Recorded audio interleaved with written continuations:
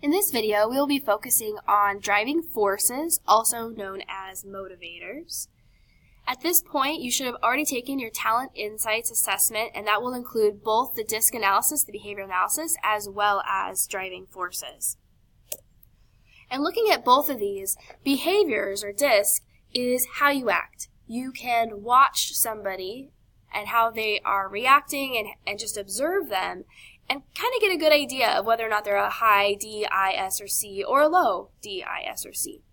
The why is a little harder to differentiate because in some ways it's unconscious and it's kind of that deep motivator that you have inside you about why you do what you do and also how you see the world around you. This idea of these driving forces originally came about with Edward Springer in 1928. He wrote Types of Men, and basically he identified these 6 attributes or attitudes that show how we view our world and how we do view the world differently, and so he came up with these 6 categories after doing some research. Now, over the years, the language has changed a little bit, just as our language does over time. So if you go read Types of Men, the words might be a little bit different, but they are still talking about the same types of categories that you'll see here today. All right, so the objectives. Live your why. If you're the owner of a business and you can tap into your employees' why they show up for work every day, how they see the world, and if you can fulfill that why, you're going to get amazing results from your employees, and they're going to be happy to be there because they're expressing themselves the way that they want to. They get to show, they really get to do what they love in that case. It's also really good to understand how other people see the world. This gives us an open dialogue and see how people are different, and also understand that it isn't always necessarily about right and wrong. Sometimes we see it that way, but understanding how they're seeing the world and the motivation they're coming from can really help us understand each other and create a little bit better tolerance. Okay, so there are 12 driving forces, and let me make that clear because there were 6. There's 6 on the screen. So for theoretical, utilitarian, aesthetic, social, individualistic, and traditional, there are 2 spectrums. So we're going to see 2 extremes for each of these motivators. We are going to take a look at our graphs first. So if you open up your report, you should see a page like this. It might be a few pages in. And this shows you where you fall in each of the 6 primary categories, and you'll see a score on the left and the right, and these really are opposites. So for the first one there, you see instinctive and intellectual. This is the theoretical category. What I recommend you do is circle the 2 highest scores you have on the left and the 2 highest scores you have on the right. And this will kind of just give you an idea of where you're falling in each of these in this scale. Now, one other thing you can do is you can draw these lines like we have on the screen here. Anytime you're between 50 and 100, either on the left side or on the right side, that would be significant for you. That's a significant motivator or significant driving force for you, and that's really probably how you're seeing the world, and so it's important to understand that. Now, if you're between 25 and 50 on either of those scales, you're kind of situational, so it could go either direction, just kind of depends maybe on the circumstance. And if you're in the 25 to 0 range, then you're really indifferent and it really doesn't matter to you that much. And that's okay. We're all different. We all see things a little bit differently. So let's go ahead and jump into the 6 categories and we'll look at both spectrums. So the first one is theoretical, and this includes instinctive on the left and intellectual on the right. So let's look at some words that kind of describe these. So the instinctive, people that have this instinctive motivation are totally okay with this intuition and gut feeling. They'll make a decision based on that. They may only care about past experiences, about moving them forward and how they're going to make the next decision. And their learning is really focused and maybe narrow and can be deep, but they don't care about the broader sense necessarily. So this is the opposite then of the intellectual, who falls on the right-hand side of that scale. The intellectual is very high theoretical in that they have an appetite for learning. It doesn't matter what they're learning sometimes. They may just love to learn.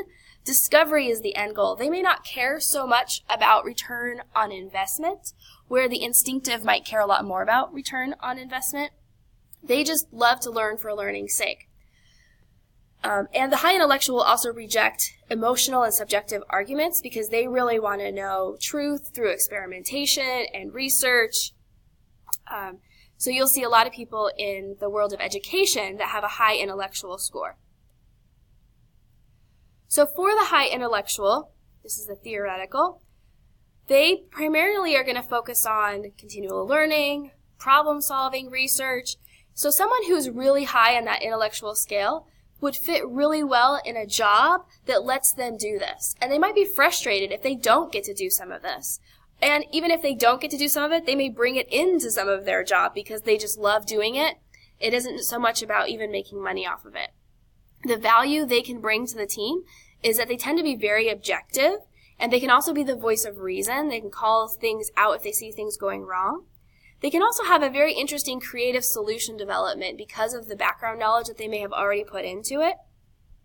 Now, if you're working with someone who's a high intellectual, it's good to be aware of the stressors they may have.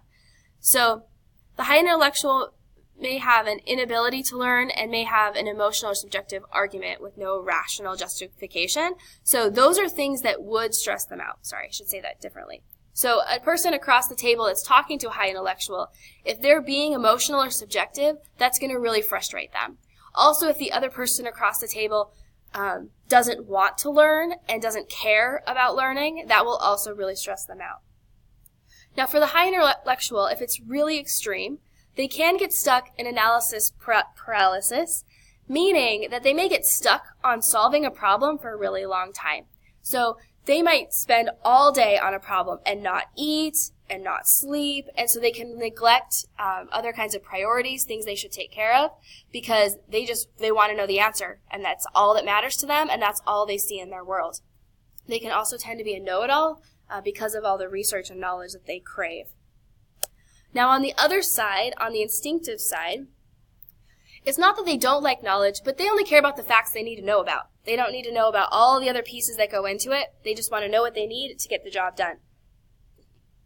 The value they have to the team is that they're really comfortable jumping into projects before spending too much time researching. So you can see why on a team you might want both of these. You need an instinctive to keep things moving and make sure that the right facts are presented at the right times, but you need that high theoretical to stop you sometimes, to be able to say, hey, wait, we haven't looked at it from this aspect and we may really need to in order to make the right choice.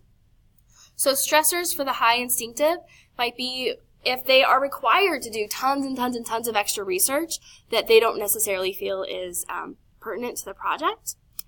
And when extreme, they may not care so much about the facts or the figures and just move headlong into a venture, which could be problematic if they are missing some things that are really important as a part of that.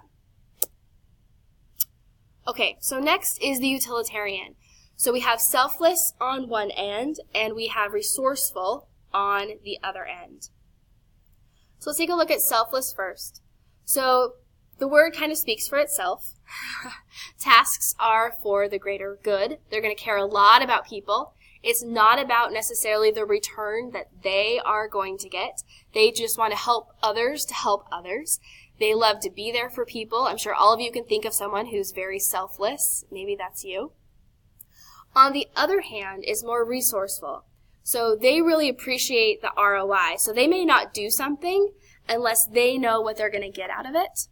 They are very practical, and they care about capitalism. So if you have someone running a company, it's important that they are focusing to a certain extent on ROI, but it's also a good idea to have people that are selfless in the company to build that community, and you also need people within the company to be those that can help those around them without worrying about the return on investment. So once again, neither are good nor bad. We're not doing right or wrong here. It's just how they see the world and how they view the world. Some of us are just driven to help others, and others like to help others, but they want to know what they're going to get in return for it. So looking at the high resource category, they're going to focus, like we said, on that return on investment, whether it's time or money or energy. They care a lot about efficiency and results and achieving their goals. The value to their team is that they can be creative in their resources. They can keep the team on track, on goal, and focused on what are they going to get out of it. Are they going to make the most money? They're probably really good at eliminating waste and making processes work really cleanly. So that's all good things.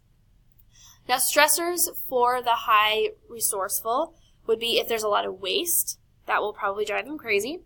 Putting time and energy into something that doesn't produce good results or enough results will also be frustrating for them, and any kind of inefficiency. When extreme, this type of person could be a workaholic. They're trying to make everything perfect all the time. And the focus on results may cloud their judgment. So they might have a tendency to forget about people because they're so focused on the return on investment. So that's why it's good to just have a balance. Now on the other side, we have the selfless side. So they focus on accomplishing tasks for the sake of the accomplishment, and especially doing things for the greater good. Does it help the company as a whole? Does it help my team as a whole? I don't necessarily need to get paid extra to do this, but I want to make sure that it works for everybody. The value to the team is that they value people for who they are versus what they can provide. So once again, a very great quality. Now stressors for them is being asked to make objective decisions where they may care more about the person and they don't care as much about the decision. And if it only focuses on that return, and especially to the detriment of people, that will really, really stress them out. So when extreme, someone who's high selfless can easily be taken advantage of. So if you have someone like this on your team, you want to be really careful that they are able to express themselves the way they need to. And they can be perceived as non-results oriented or even lacking ambition if at that very, very extreme category. So I'm going to go ahead and stop here, and in the next video we'll cover the four other categories, and we'll continue on from there.